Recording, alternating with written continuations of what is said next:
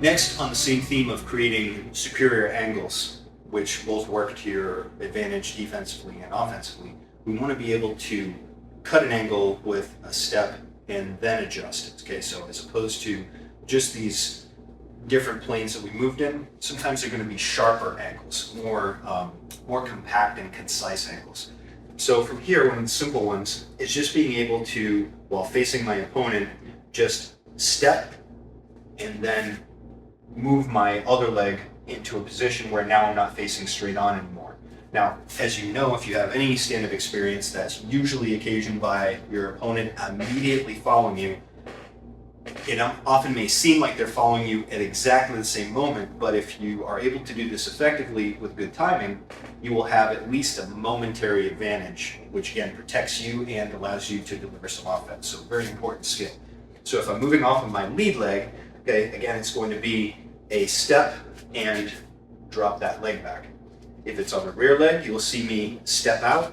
From here for a second, it almost looks like my feet are in an even stance, which isn't good, and I could get steamrolled over, but it's temporary. When I step, it's only in the service, okay, of being able to change the angle here. And often you'll see a little bit of an extra shift with that leg that moved first because it's on the back. So from here, step, I'll swing this one around, and then you'll see a small shift to adjust my stance so it looks the same, now facing my opponent in an angle. Right now I'm showing kind of a 45-degree angle. Sometimes it's going to be smaller than that. Sometimes it'll be just a small step, and it may only be 20 degrees, 30 degrees, but it's still enough to change the dynamic of having myself directly oriented right in front of my opponent. And then we can add a few things to that in terms of the upper body. So from here, it doesn't always have to be just a motion where my shoulders and my hips only turn in this kind of neutral orientation. Sometimes it can be done with some evasive head movement, which we'll be talking about. So I dip my shoulder in a little bit as though I'm, say, slipping a punch. So I would move and step, see if my shoulders dip slightly, and then spin around, okay? So move and step, and then spin around with that slight adjustment. So from here, doing it from the side, okay? Move and step, move and step, move and step, move and step. Slight adjustment when you go towards your rear legs. And so moving on to trips now. First one I'm going to show you, which is kind of my go-to. If you watch most of my fights, I've probably hit this in, I'd say, I don't know, 80-90% of the fights that I've been in. It's a really easy trip to get, and very high percentage, very, very low energy. The way we're going to show this, I like my partner to wear shin guards for these, only because a lot of the trips that I do kick in the ankle, and you end up getting really bruised up feet. So I'm going to show you a pull trip, okay? The way I like to drill this is just from a standard necktie pummel, right? So we're pummeling here, and now what I'm going to do, push his armpit, I'm going to pull his head, and I'm going to step out at the same time. Okay? When I do all these three in combo, it's going to make him move. So we're pummeling. He thinks that I'm going back to his head, but I end up just going to his armpit instead. Step to the outside, push, pull, boom, and it's going to make him turn. So we're here, pummeling. Now you see how his foot had to take that big step to keep his balance. Now all we have to do to get the trip is when that foot comes to take the balance, we just put our foot out, the bottom of our foot on the front of his shin to stop it, and he ends up falling down. So I'll show you. So we're pummeling.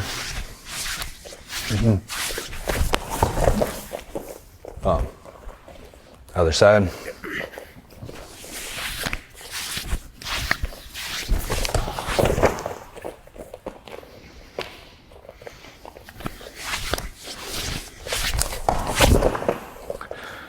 Now the key here is that we do all three of those things, all four of those things in one single motion. That's where it gets a little bit complicated.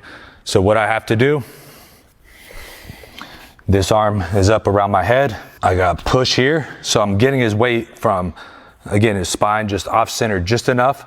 So I push here, pull right here, step out at the same time, and then stop this foot from coming. I'm pulling him straight down to where I was. So I'm just getting out of the way. My hands are just simply guiding this process and putting his foot where I want it to be to create that trip. So from this side, again, I push, I pull, step out, and block. I'm gonna do it a little bit faster one more time, or a couple more times maybe. All right, so we're here, we're pummeling. He thinks that my pummel is gonna go in here, right? Because we're sitting here going back and forth, but instead I'm gonna put it underneath and snap this at the same time. Just a nice loose hand where I just snap it back just a little bit. We're pummeling. And then I just stop his leg. I don't have to kick the leg. Generally when you're drilling slower like this, you might have to push it a little bit harder, but in a live situation, he's gonna be walking forward. Where this comes into use a lot is, again, when guys do the standard defense of posture up and walk your hips in. So I'll show it, maybe if you back up a little bit, I'll show it as he walks forward, trying to posture in, it makes it even easier. I'm sitting here trying to pull it down, boom.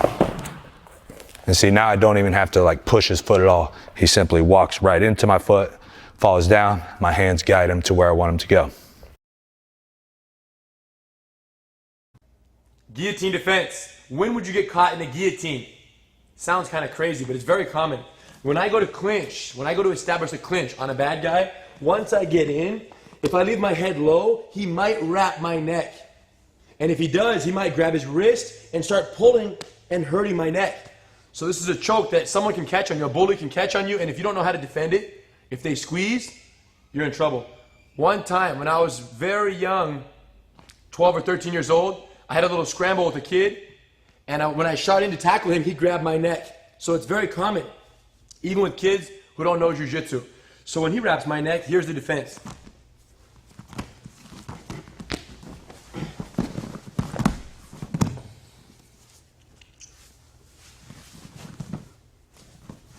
Check it out. So as soon as he don't wraps my neck, as soon as I feel my neck get caught in this guillotine, now let's talk about the difference here. This is a guillotine and this is a headlock. Headlock, guillotine. Okay? Headlock when your head is facing the front, guillotine when your head is facing the back. Now, when he don't wraps my neck, he's grabbing his own wrist. Kids, immediately this hand grabs the wrist so the arms don't choke your neck. So you protect your neck by grabbing, no thumb, monkey grip, hook the wrist. Keep your chin tucked in, okay? Now this other hand over here can go over the shoulder if you can reach, okay? But in practice, kids, if you're much smaller than your parents here, when you're practicing, you can hug the leg right here, okay? The hand just hugs around the leg. So over, if you can reach, or around the leg. Now, the outside leg here, if my head's on this side, the other leg is gonna hook, like a leg hook takedown, same thing. So from here, you're gonna hook and fall, all the way down. As soon as we fall, we go to our knees. And then from here, I'm gonna bring this arm across his neck. Look, my arm goes across, and I put some pressure on his neck to make him let go. So I'm putting this part across the front of the neck, and I'm putting pressure on it, and that makes them wanna let go of the guillotine, okay? So he don't catch, hold on please, hold on. Here we go, protect, grab his wrist right away, keep your chin tucked in. Anytime someone wraps your neck, chin tight. Grab the wrist, hold strong, right there. Hug over his shoulder if you can reach. Grab onto his shirt right there. Grab onto the shirt if you want. And now you're gonna hook the leg and dive down with him, put the pressure. Side mount. Hold my wrist right there. Yes. Keep holding my wrist. Yes, stay snug. Now bring the blade across the neck and put some pressure on his neck till he lets go. Freeze, secret tip, go back. Open this hand, hook the shoulder. When you hook the shoulder, you have more leverage. Now put pressure. And it just bugs his neck just enough to get your head out. Now side mount. Hug the neck, sprawl out, and stay low. Perfect. Watch this hand of Guillotine over here. So I grab, I'm either here or I'm here. When I hook, look. So he don't let go of one hand just to make sure not to tweak the child's neck and to go easy on the neck. but also to kind of lessen the impact. And because he doesn't want to pull too tight. If I fall too fast, then it pulls them by their neck too fast. Yes. So I want to, not only am I letting go for the purpose of breaking the fall, but also to allow a little slack on my arm, Yes. so as I can go and then they can come later. Very important. So let go of one hand as you fall, especially with the smaller kids. Good? Guillotine defense. Very important, because anyone can wrap your neck and squeeze. And if you don't know the defense, you're in trouble. Most common mistake probably is hooking the wrong leg. Correct, and also walking the wrong direction, right? Correct, which is the, yeah. So if I'm here, if his head's over here, he holds my, don't do that. If you hook this leg right here, look what's going to happen. Open your base. Look what's going to happen. You're going to hook, you're going to fall on your face right here. If you hook the leg on the same side as the choke, you're going to fall on your face. Come again. So which leg do I hook? The opposite of the choke. So if I'm getting choked on this side, I'm going to hook the leg over here. Hold the wrist, hug the leg, or hug here. Hold on to something. Look at the hook. Hook and drive. And fall down with him. And now, hand out. Base. Boom. Parents, let go of their neck with one hand. What else? That was good. So yeah, the most common mistake is going to the wrong side, hooking the wrong leg. And then as a result, the technique doesn't work very well. So pay attention. Go to the opposite side.